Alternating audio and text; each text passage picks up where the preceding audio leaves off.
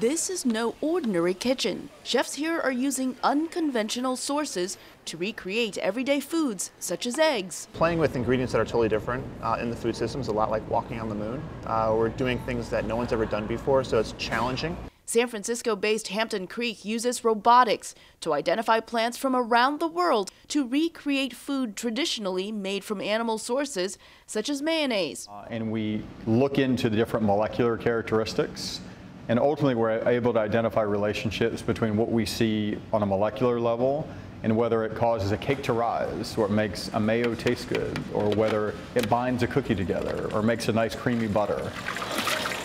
It's been really recent advances, both in screening methodologies as well as data science, that actually really makes this possible. Hampton Creek's products are now widely available in American grocery stores in Mexico and Hong Kong. This beef-looking patty was born in the lab of Los Angeles-based Beyond Meat, where scientists recreated a hamburger patty out of proteins from yellow peas and soy. The scientists are breaking down the building blocks of meat and then going into the plant kingdom to look for those same elements. They're then rebuilding it, such as using beet, and making a new kind of food that uses plant-based protein. What we're doing is we're taking plant matter, we're running it through heating, cooling, and pressure, and that's basically stitching together the proteins so they take on the fibrous texture of animal muscle.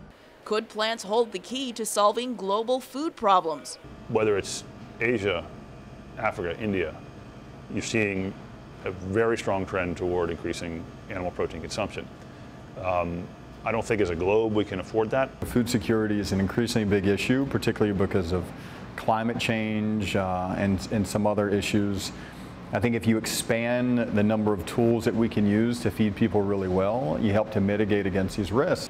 Because of this greater global mission, those who work in this industry say alternative sources of protein is not a fad, but a trend that is here to stay.